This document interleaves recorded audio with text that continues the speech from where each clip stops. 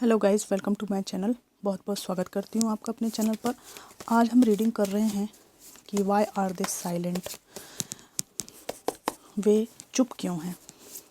General collective reading है, timeless reading है। Please जो रेजोनेट करे वो लीजिए। बहुत हज़ारों लोग इसको देख रहे हैं। जो रेजोनेट करे वो अपने लिए रखना है, बाकी आप दूसरे व्यूअर्स के लिए छोड़ सकते हैं। ये रीडिंग मेल फीमेल सभी के लिए है। Star, the lovers, page of swords, the strength, queen of pentacles, 9 of wands, 5 of cups, 4 of wands, bottom of the deck है नाइट ऑफ पेंटिकल्स। वे चुप क्यों हैं? इनकी चुप रहने की सबसे बड़ी वजह तो ये है कि ये व्यक्ति आप में और किसी और व्यक्ति में जगल कर रहा है, ठीक है। और ये जो सेकंड परिस्थिति है, ये कोई ना कोई पर्सन है, ठीक है, जिसको ये आपसे कंपेयर करते हैं।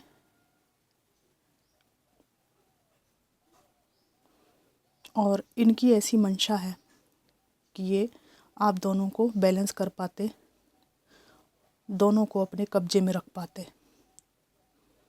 ये एक जनरल कलेक्टिव रीडिंग है। जो रेजोनेट करे वो लीजिए, बाकी छोड़ दीजिए, ठीक है।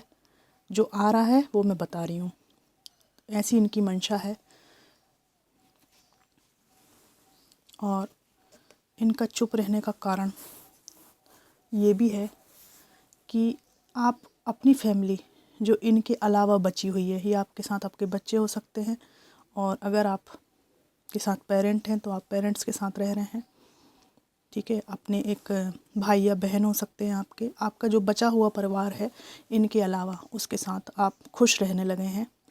ये व्यक्ति आपके जीवन में आना तो चाहते हैं, पर वो जो दूसरा पर्सन है उसको छोड़ना भी नहीं चाहते। इसलिए ये चुप है कि अगर ये आपकी तरफ आए तो सवालों के जवाब देने पड़ेंगे इनको, ठीक है। दूसरा इनका चुप रहने का कारण ये है कि पहले जब आपसे ये कमिटमेंट में थे या रिलेशन में थे, ये सेम सेक्स रिलेशनशिप के लिए भी रीडिंग है। ये आप बात हमेशा ही याद रखें, ठीक है। Male female same sex relationship सभी के लिए ये रेजोनेट कर सकती है। तो जब आप इनको अपने समकक्ष समझते थे तब इनकी ज़िंदगी में तनाव कम था। लेकिन इनके चुप रहने का कारण ये है कि अब आपको इनकी नीड नहीं रही। स्टार की एनर्जी है, आप सेल्फ सफिशिएंट हैं, कॉन्फिडेंट हैं, और आपको अपने जीवन की दिशा के लिए इनकी आवश्यकता नहीं है। आप अपने जीवन की दिशा डिवाइन से, प्रकृति से प्राप्त कर रहे हैं। इनके चुप रहने का कारण ये भी है कि पहले ये जो लड़ जाते थे ना, हर बात पे आपसे लड़ने खड़े हो जाते थे, सब काम धंधा छोड़ के, उस लड़ने में आप इंटरेस्टेड नहीं हैं। अब आपको छोटी छोटी बातों पे लड़ने का कोई शौक़ नहीं है। आपकी एनर्जी ही इतनी स्ट्रांग हो चुकी है कि आपका सीधा सा ऐसा रूप देखकर ये व्यक्ति कुछ कर नहीं पाता है आपका चुप रहने के अलावा। इनके चुप रहने का और इनकी खामोशी का एक कारण ये भी है कि आप अपनी कोई भी परिस्थिति हो, जीवन में कोई भी नीड हो, उसके लिए इस व्यक्ति को बुलाते ही नहीं हैं। ये इंतज़ार ही करते रह जाते हैं। आपने अपने हाथों के परिश्रम पर, ठीक है, अपनी एबिलिटी पर विश्वास किया है, ठीक है। सारी नेगेटिविटी को आपने अपने पैरों में दबा कर रखा है, और समृद्धि के फूल आपने खुद अपने जीवन में खिलाने का विचार कर लिया है, और ये डेफिनेटली ये सब आपको मिलने वाला है। आप अपनी जगह पर बैठे हुए हैं और पूरी दुनिया की असलियत को आप देख रहे हैं। तो आपकी ये जो मेहनती एनर्जी है, खुद की अबंडेंस खुद क्रिएट करना, ज़रूरत के वक्त भी इनको ना बुलाना, क्योंकि ज़रूरत के वक्त आपने इनको पहले भी पुकारा है, इस व्यक्ति ने आपको साथ नहीं दिया है। तो आपने सोचा है कि ठीक है, अब मुझे भी आपकी ज़रूरत नहीं, पुकारने की बात तो बहुत दूर की है। तो ये इसलिए भी चुप हैं कि आप इनको आप चेज़ नहीं करते, बुलाते नहीं। आपने अपनी नीड की जो लिस्ट है कि किस किस की आवश्यकता जीवन में पड़ सकती है, उसमें से इस व्यक्ति को सबसे पहले काट के अलग किया है। फॉर सम ऑफ यू ये लोग आपके परिवार के टॉक्सिक लोग भी हो सकते हैं, भाई बहन हो सकते हैं, चाचा चचेरे ममेरे भाई बहन हो सकते हैं, जो बचपन में आपके साथ खेलते कूदते थे, सब कुछ बढ़िया था आपके, लेकिन धीरे धीरे रिश्ते ख़राब होते चले गए। ये एक बात अलग से यहाँ पर आई है। दूसरी बात, इनकी खामोशी का कारण ये है कि सबसे पहले हरकत थर्ड पार्टी में डालने की इनके द्वारा की गई है। दुख में इन्होंने आपको भेजा था, ठीक है, सबसे पहले गलती इनकी तरफ से हुई है।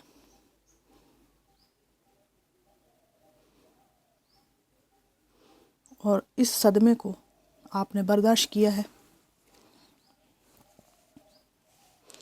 अब बात ऐसी है कि इसके बाद इनको चुप रहना ही पड़ेगा, क्योंकि इस सदमे के बाद आपने इनको अपने जीवन में एंटरटेन करने से बिल्कुल मना कर दिया है। आपकी एक स्ट्रॉन्ग बाउंड्रीज़ हैं और आपको देखते हैं ये कि इनके बार बार छल किए जाने से, झूठ बोलने से, कपट किए जाने से और इनकी ऐसी ऐसी बातें सामने आने से जो कोई भी व्यक्ति मतलब इनके साथ रहना पसंद नहीं करेगा। ऐसी बातें आपके सामने आने से आपको ऐसा लगता है कि बुरा मत मानिएगा व्यूअर्स, लेकिन जो बात आ रही है मैं बता रही हूँ कि आप में से कुछ लोगों को लगता है कि ये व्यक्ति मेरे जीवन में नहीं होना चाहिए। अगर मैं इस व्यक्ति से जुड़ी हुई हूँ तो फिर जो है ना मुझे भी इसके जैसा ही समझा जाएगा। मतलब मैं अपनी एनर्जी और वाइब्रेशन को काफ़ी नीचे गिरा लूँगी या काफ़ी नीचे गिरा लूँगा अगर इस व्यक्ति के साथ मैं रहूँगी या मैं रहूँगा। तो आपने अपनी डिग्निटी के ख़िलाफ़ भी जाने से मना कर दिया है कि भाई मैं कम से कम आप जिस कचरे में हो आप रहो, लेकिन यार मेरी इज्जत मत, मेरी इज्जत मेरे हाथ में है। मैं ना अब नीचाई पे गिरना नहीं चाहता या नीचाई पे जाना नहीं चाहता। आप जिस भी गंदगी में तैर रहे हैं उसको अमृत समझकर आप सहर्ष तैरें और स्वयं ही पार हो जाएं। मैं ना आपको पार लगाऊंगी, ना लगाऊंगा, और ना ही मैं आपको कोई सहयोग करूंगी, और ना ही मैं चाहती हूँ या चाहता हूँ कि वो गंदगी के छींटे मेरे ऊपर पड़ें। इसलिए आपने बाउंड्रीज़ खींच रखी है और आपकी ये जो एनर्जी है ये देखकर ये व्यक्ति आपसे दूर ही रहना चाहते हैं, क्योंकि आपके द्वारा इनको तिरस्कार और अपमान उन्हीं भाषा में मिलने का भय है जो भाषा ये आपसे बोला करते थे बिना किसी गलती के। ये चुप हैं इसलिए कि अब आपने जीवन में खुश रहना शुरू कर दिया है और अपने पर विश्वास करना शुरू कर दिया है। For some of you guys, इनको ऐसा लगता है कि आपके जीवन में अब आपने इनसे पूरी तरह से दूरी बना ली है और आप अब नए रिश्ते को मैनिफेस्ट कर रहे हैं। आप चाहते हैं कि एक loving kind pure hearted person आपका जीवन साथी बने और उसके साथ आपकी अच्छी फैमिली हो, बच्चे हो, परिवार हो, शांति हो। तो आपका ये जो विचार है ना, जो आप जीवन में सोच रहे हैं, ये आपकी बेरुखी से इनको ये वाइब्रेशन जाती है कि अब आप जिस परिवार को मैनिफेस्ट कर रहे हैं, जिस रिलेशनशिप को मैनिफेस्ट कर रहे हैं, वो व्यक्ति और वो पर्सन ये व्यक्ति नहीं है। इस कारण से ये व्यक्ति खामोश है कि अब मेरा जो है ना पत्ता कट चुका है, तो अब मैं किस मुँह से बात करूं, क्या कहूं। इनकी खामोशी का एक कारण ये भी मुझे दिखता है कि फाइनेंशियली आप लोग इन पे पहले डिपेंडेंट थे। आपने कुछ छोटा मोटा काम करना शुरू किया है और अगर आप मेल्स हैं तो आपको पैसे की कमी या किसी वजह से इन्होंने जज किया है, ड्रेसिंग सेंस या किसी कारण से। तो अब आपकी स्थिति ऐसी उठ गई है कि आप न केवल अपने को बेहतरीन तरीके से रख रहे हैं बल्कि आप दूसरों की यथासंभव सहायता भी करते हैं। एक वाइब्रेशन और यहाँ पर है कि पास्ट में अगर आपके पास अबंडेंस रही है काफ़ी, तो इसने काफ़ी तौर तरीके अपना के आपको लूटा है। इस व्यक्ति ने काफ़ी आपका फ़ायदा उठाया है, बट अब ये चालबाजियाँ आप सब समझ गए हैं। और सबसे बड़ी बात तो ये है कि इनकी खामोशी का ये कारण है कि अगर ये आपसे कमिटमेंट में थे तो अच्छा खासा परिवार तोड़कर किसी और व्यक्ति के चक्कर में पड़कर इन्होंने अपना सब कुछ बिगाड़ा है और इनको शर्मिंदगी होती है आपके सामने आने में।